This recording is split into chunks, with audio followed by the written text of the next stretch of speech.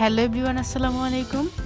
আজ আমি করে দেখাবো সবার পছন্দের এবং খেতেও অনেক মজা, যেটা ছোট বড় সবাই পছন্দ করে। সেটা হলো মাছের ডিমের কোপ্তা-কারি।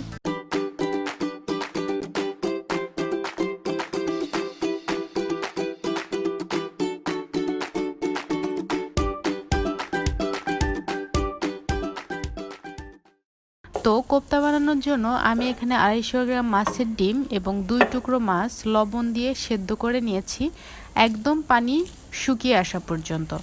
পানি থাকলে এটা ভাজার সময় ভেঙে যাবে, সেজন্য আমি একদম পানি শুকিয়ে নিয়েছি। আমি এখানে 1 কাপ পরিমাণ মাছের ডিম নিয়েছি।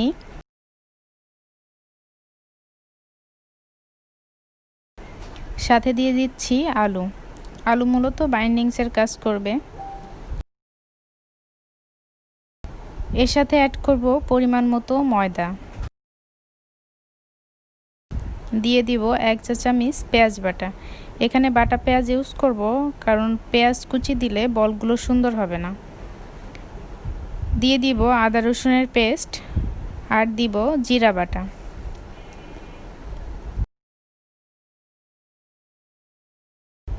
এখানে দিয়ে দিচ্ছি ধনিয়ার গুঁড়া 1 চা চামচ, হলুদ এবং মরিচের গুঁড়া পরিমাণ মতো।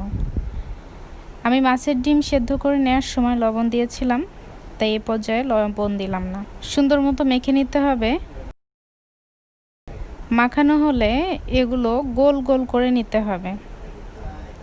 বল না হলে আর একটু ময়দা অ্যাড করে নিতে হবে। আমি এখানে 4 টেবিল চামচ ময়দা নিয়েছিলাম, আমার আর বেশি লাগে নাই। আমি সবগুলো বল বানিয়ে নিয়েছি, এগুলো এখন ভেজে নিব।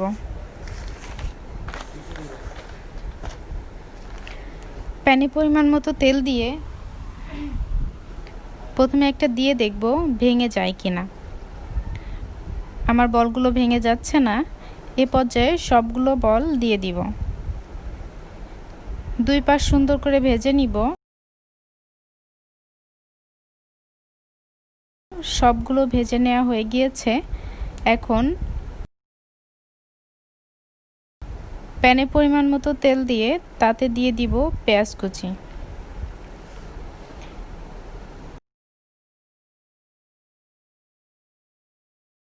পেঁয়াজ নরম হয়ে আসলে দিয়ে দিব পেঁয়াজ বাটা 2 চা চামচ, আদা রসুন 1 চা চামচ, জিরা বাটা 1/2 চা চামচ। সুন্দর মতো কষিয়ে দিয়ে দিব লবণ 1/2 চা চামচ, হলুদ গুঁড়া 1 চা চামচ, মরিচ গুঁড়া 1 চা চামচ। একটু পানি দিয়ে দিব। এ পর্যায়ে দিয়ে দিব ধনিয়া গুঁড়া। এখন দিয়ে দিব ফালি করে রাখা 4টা কাঁচামরিচ। মশলা ভালো মতো কষিয়ে বলগুলো দিয়ে দিব। মশলার সাথে বলগুলো সুন্দর মতো মিশিয়ে নিতে হবে। জোরে নাড়াচাড়া করা যাবে না, তাহলে ভেঙে যেতে পারে। তেল ভেসে উঠলে দিয়ে দিব পানি দিয়ে ঢেকে অপেক্ষা করব মিনিট 5।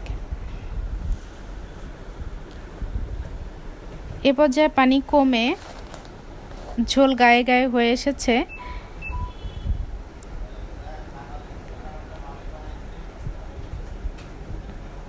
নামিয়ে পরিবেশন করার পালা।